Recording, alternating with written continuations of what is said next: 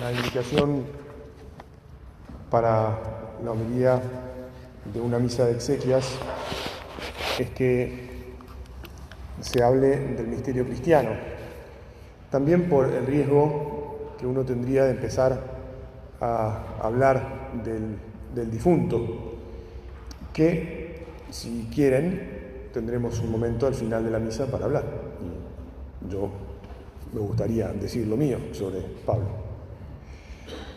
Pero tenemos que hablar del misterio que celebramos, el misterio de la fe cristiana, de la fe que profesamos la mayoría seguramente de los que estamos aquí, que hemos recibido porque vivimos en un país cristiano,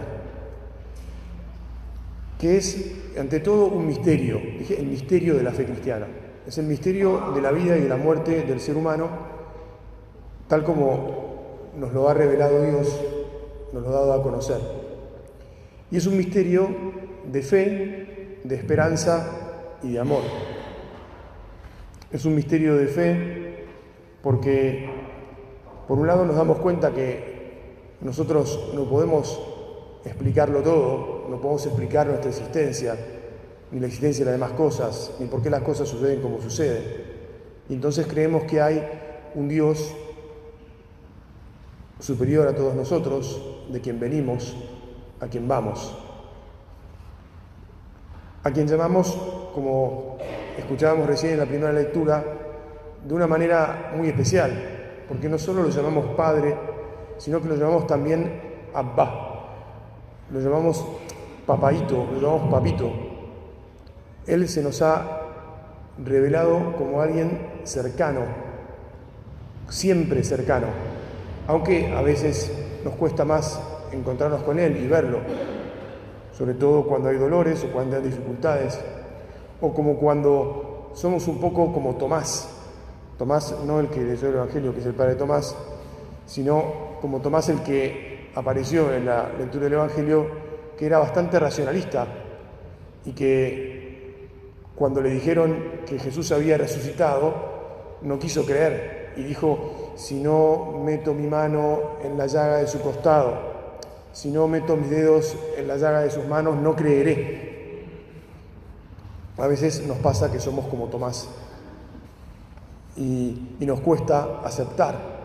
Nos hacemos muchas preguntas, que está bien que nos las hagamos, en el fondo, porque es el mismo Dios el que nos dio la inteligencia para querer descubrir la verdad.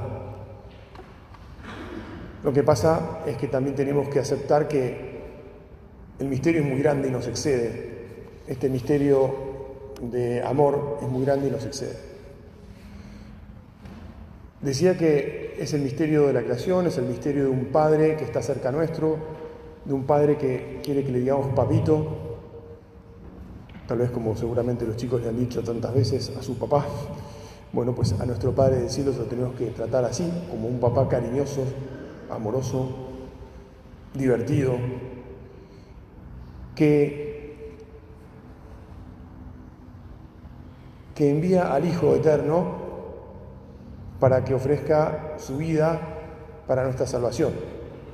Porque todos sabemos que nos hemos separado también de un modo misterioso de Dios a través del pecado original primero, de nuestros pecados después. Y entonces necesitábamos que nos vienen a buscar, necesitábamos que Dios nos volviera a unir a Él. Nosotros abrimos una brecha, un abismo tan grande que no podíamos atravesarlo solos.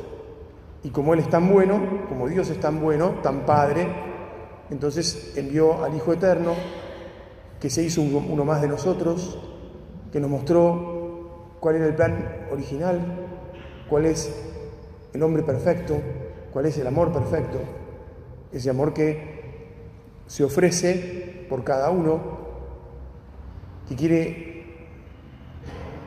pasar todo lo que nosotros podemos pasar para que nos quede bien claro, absolutamente claro, que no se le escapa nada.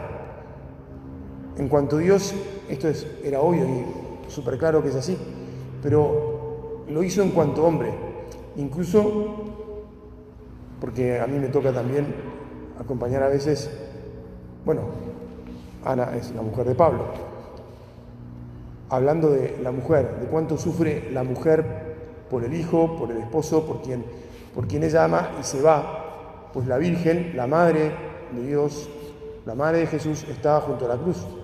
Es decir, Dios sabe perfectamente todo lo que nos puede costar esta vida. Y nos lo muestra entregando la vida del Hijo y no ahorrándosela, para que no nos queden dudas.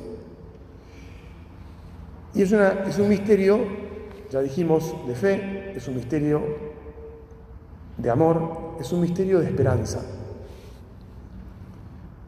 Porque en el Evangelio escuchamos que se nos decía que Dios tiene preparada una habitación para nosotros.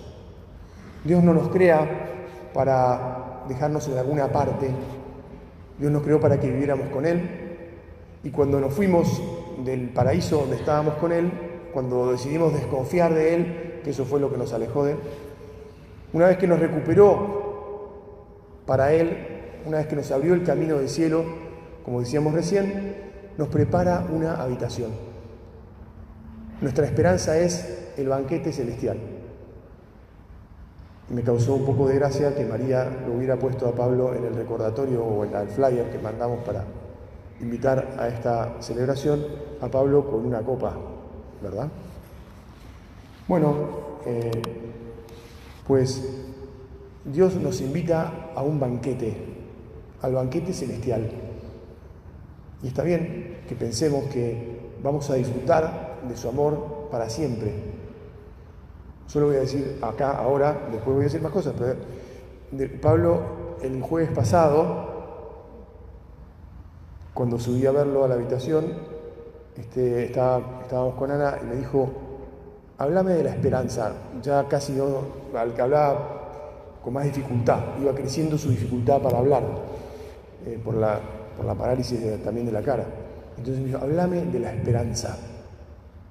Y como yo había leído esa mañana el oficio de las lecturas, y era San Francisco Solano, y se había leído un relato de los últimos días de San Francisco Solano, en el que se iba relatando la relación que él tenía ya en la cama, y cómo se dirigía a Dios, y cómo los que lo acompañaban se asombraban de los salmos con los que bendecía al Señor, y cómo alababa, y cómo estaba agradecido. Bueno, le leí eso, y dije, ¿está bien esto? Perfecto, me dijo, muy bien. Esto es lo que quería, ¿no? Era recordar esto que leímos recién, que el Señor nos ha preparado una habitación en el cielo, nos prepara una habitación en el cielo para cada uno. Tenemos que tener ese deseo de ir a habitarla, tenemos que tener la ilusión de aprovechar el amor de Dios que se vuelca, y entonces abrirnos a Él, recibirlo.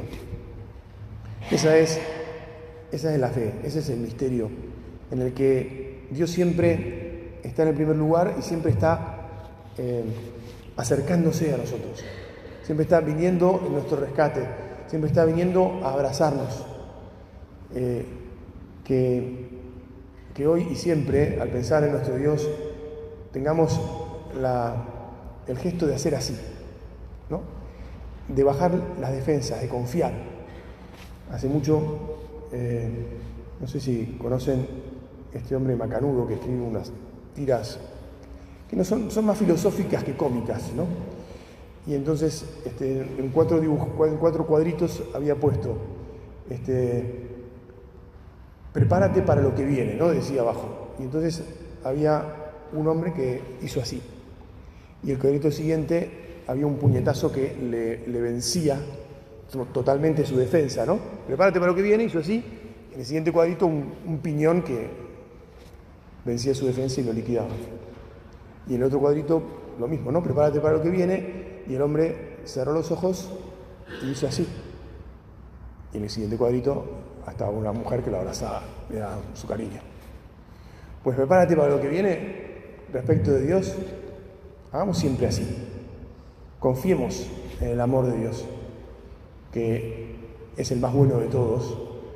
Y por más que, insisto, a veces nos pueda costar, en una circunstancia así, tengamos la firme convicción de que no hay como Él y que esta fe que profesamos es maravillosa y nos da la paz que todos ansiamos, porque en el fondo lo que tenemos, me parece hoy, también es mucha paz, ¿verdad? A pesar de lo que lo sentimos, tenemos mucha paz y eso es lo que agradecemos a Dios. Que aprendamos todos los días a vivir así, que así sea.